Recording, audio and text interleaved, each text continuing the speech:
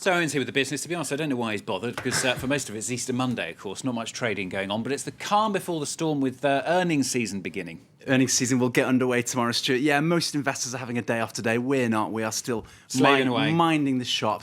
The Asian markets, though, have been trading. A day to forget, really, as you'd expect. Very, very low volumes, certainly. In Japan, you can see the Nikkei there. At the end of the day, around 1.5% down. It's a similar picture everywhere, really. The Shanghai Composites also closed the day around 1% off. Concern there, once again, about inflation. The Chinese government's latest figures show inflation was over 3.5% in March. Lots of people concerned that the government really isn't getting a grip on spiralling prices there. So most markets will be back in action on Tuesday. And also, we've seen oil prices dip by over $1. That might just take the shine off what should be a big breakthrough for Libya. Yeah, you might remember the battle there for the refineries in that civil war were as dramatic as the devastation that, in fact, was wrought there. We saw production in Libya crippled during that civil war that ended with the removal of Colonel Gaddafi. It was feared that full capacity wouldn't be reached in Libya until maybe early 2013, but authorities have announced over the weekend they are well ahead of that schedule. Small problem, though. They might be just a little bit behind the curve when it comes to the price of crude oil. Yuka Roya has the story.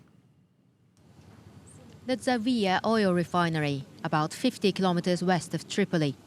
Last year, seizure of this site by rebel forces helped accelerate the fall of Muammar Gaddafi's regime.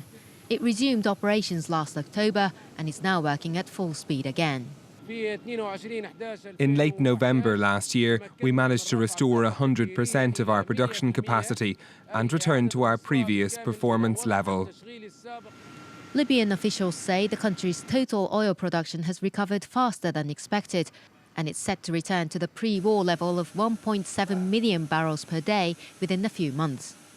We are now more than 80% of the average daily production in January 2011. Now we achieved 1.4 per day. The news is reassuring in the face of growing worries over global oil production. Increased sanctions against Iran, as well as unrest in Syria, Yemen and South Sudan have lowered global output and pushed oil prices up in the past few months. But how much impact it will have in the long run remains unclear. After reaching near record high levels, global prices have actually started going down in the last few weeks, after governments in the US, Europe and Japan suggested tapping into their strategic oil reserves like they did in 2011. Uncertainty remains in Libya itself. Authorities are set to start investigating oil and gas contracts between foreign companies and the previous regime over allegations of widespread corruption.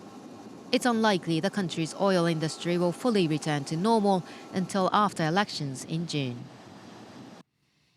Let's pick up on a few more company headlines now then, and Sony shares have risen 1.5% after reports that it's getting rid of 10,000 jobs. That's equivalent to 6% of its workforce by the end of the year. According to the Nikkei newspaper, the Japanese electronics maker will ask 7 directors, including Chairman Howard Stringer, to return their bonuses. Sony heading for a second successive year in the red, with 2012 results expected to show a $2.9 billion loss. Iberia has been forced to cancel more than 100 flights this Monday as the first of 30 pilot strikes begins. The Spanish airline has already been hit by a dozen strikes in the last 4 months. It now faces the prospect of rolling walkouts until July. Unions are protesting against the creation of Iberia Express. That's a low-cost subsidiary of Iberia that started operations at the end of last month. And Britain's BG Group says it's on course to become Brazil's biggest foreign producer. The energy group has announced a $2 billion investment in research into Brazil's vast offshore reserves. The head of the company's Brazilian operations says BG investments likely to top $42 billion. That's by 2020. Yeah, some big money there in Brazil. And of course, it's a big week for earnings. Some of the world's biggest names are due to report their latest earnings, at least for the first quarter. Google are among them, one of the big names to watch this week. Earnings this year for this company are expected to double, more than double the industry average. And they've also got a hot new gadget that they've just unveiled, the Google Glasses. Our Tech24 editor, Rebecca Bowring, is with us on the set. Good morning to you, Rebecca. Now, I have to say, Stuart, I think we can all agree, doesn't really do technology. No. So I've heard this. Yeah, to be honest, I got an iPod 2 weeks ago. there you go. I'm going up in the world. The rest. Yeah, exactly. Well, even Stuart could carry off a pair of these Google glasses, I think. The question is, Rebecca, have we got a hit on our hands here? Because we don't know that this product will ever make it to market, but the early indications are it's pretty impressive. It's pretty ambitious, just to say we haven't actually seen any prototypes yet, although Google co-founder Sergey Brin has been seen sporting a pair, and they're pretty sexy. They're not like those clunky 3D glasses that were all the rage a couple of years ago. And this technology feels very kind of Minority Report. It feels a bit like a Star Trek Geordie character, you know, that you can pop them on, and the idea is that they augment reality, that you get an extra level of detail and information about the world around you. And they've got some great functionality. So a lot of the services that Google provide are integrated into these glasses. You've got weather, you've got maps. You can see here actually a video that they put out this week showing how ambitious the technology is. It's the Google Glass project. And essentially you can talk to the glasses. So you've got voice recognition technology in there, a bit like a Bluetooth headset, but with glass. And you go around and you can talk to your friends. You can use video messaging, you can create text messages, all through voice technology. But we are still a very, very long way from market. They're saying that by the end of the year we might see a kind of prototype out there, anything up to €400 in price.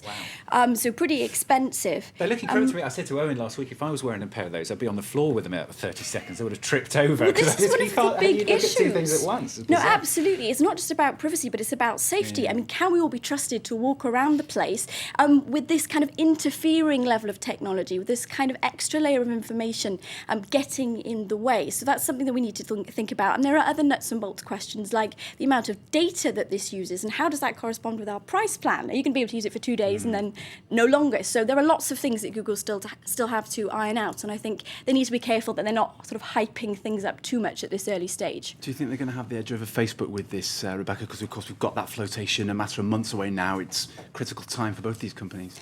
I think this is a really important point because as the Google ecosystem grows and becomes more and more sophisticated, they're increasingly embedding and they're pushing us to use Google+, this rival social network. And the idea of these glasses is that the photos that you take and the videos that you make, then you share with Google+, you don't share with Facebook. So perhaps a savvy move for the social network, though they haven't always been good friends, is to buddy up with Apple. Of course, they've got the hardware, but they don't have the social network, whereas Facebook has the social network, but doesn't have the hardware or indeed the operating system. So this could be a good marriage.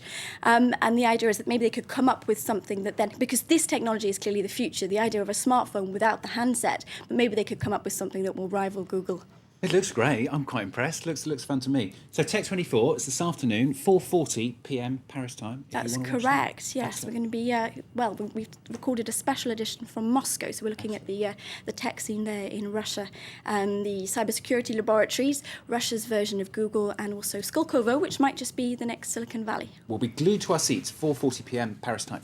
Just very briefly, you two, have you seen the Hunger Games? I have. I haven't seen it yet. One of the most disturbing movies I've ever seen. It's pretty dark, I understand. I've not seen it, but this movie is cleaning up at the box office right now. Across the US and North America, it is still #1. It's been out for 3 weeks. It's taken around $150,000 and climbing. Even bankers now, you know this movie is a big hit. When bankers start to do studies about this movie, they're thinking it might surpass the last Harry Potter movie in terms of its staying power at the box office. So doing some very good business. Maybe you'll be able to watch it with your Google glasses one day. OK, team, thank you very much. More from Owen tomorrow, more from Becky this afternoon. Melissa's got the headlines next. Stay with us.